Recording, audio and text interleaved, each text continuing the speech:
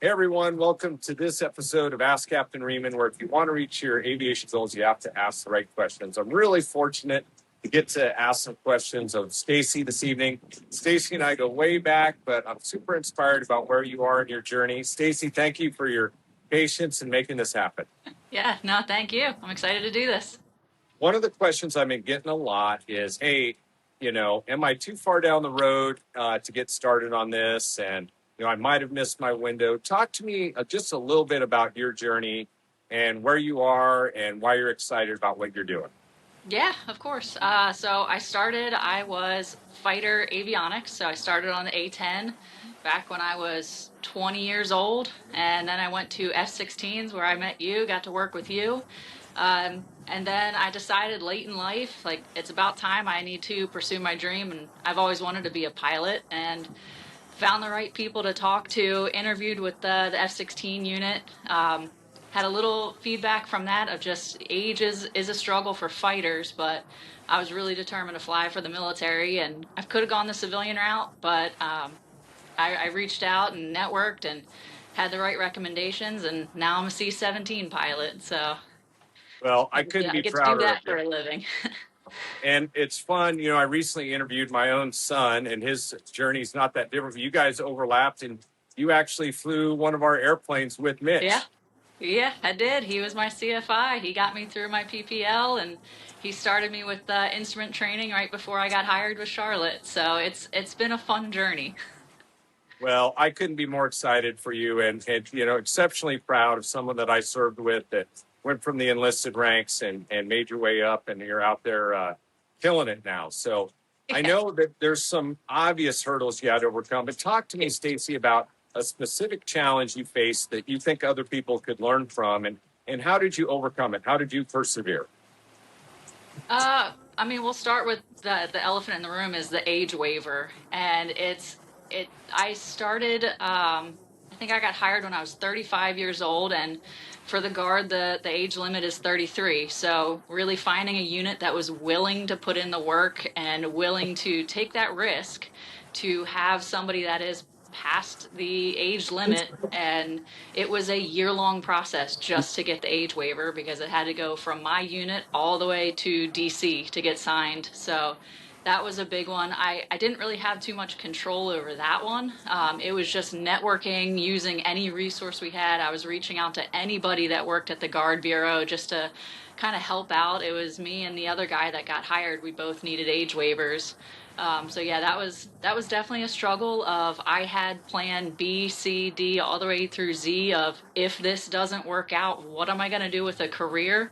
Am I going to stay enlisted? Do I want to go the officer route? And thankfully I didn't have to go down those other paths because I was really determined to be a pilot, and it worked out real well. But just keeping that focus in there and not giving up. There were times that I doubted my decision, but I'm just sitting there like, no, I want to be a pilot. What can I do to get through this? And just like I said, reaching out and networking. You can never, you got to know a lot of people, and it never hurts to introduce yourself and just put your name out there and say, hey, my name's Stacy. I really want to fly. Like, what can you do to help me? What can I do to help myself? Well, Stacy, your success is in no small part because people can sense your determination.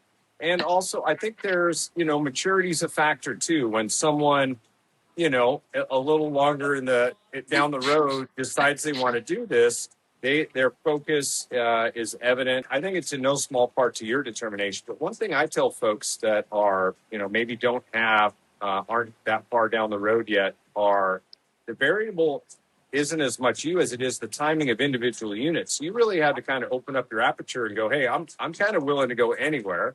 Yeah.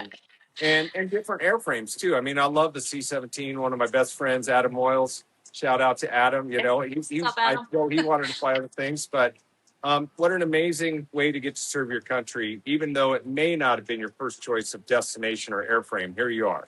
Yeah, yeah. So, I mean, I put my application out to anybody that was willing to read it. I would email them first just to say, are you even entertaining an age waiver? Because I didn't want to waste their time. And But any opportunity, it's a chance to be able to fly, and you'll meet amazing people along the way anyway. It might not have been your dream airframe, but it's the people that really make the life amazing.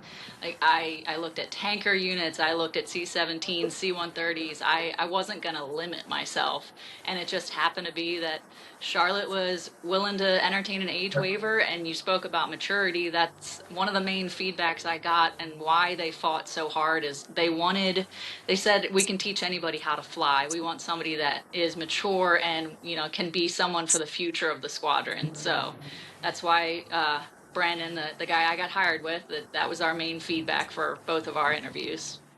Well, that's outstanding, Stacy. Well, I'm not going to take too much of your time, but I have one more question for you. And I always like to close with if you could give one piece of advice for people of, any age that are looking to get into aviation or like considering following their dreams, what's the best piece of advice you would give? I would say just don't give up. And like I spoke about before, is networking. You never know who's in the room with you. You always want to just present yourself, like be yourself, but just go introduce yourself and just say, give a life story, and give your reasoning as to why you want to do this. But you never give up. If I gave up, 10 years ago, I wouldn't be where I am today. So. Well, every time I see you and what you're up to and hear about you, it just really warms my heart, makes me so proud. Thank you for sharing your time with me and with my audience. And we're going to continue to track you on your journey, and we'll connect again soon. Yeah, go Red Eyes. All right, go Red Eyes. Stay safe out there, Stacy. Thank you. See ya. Thank you.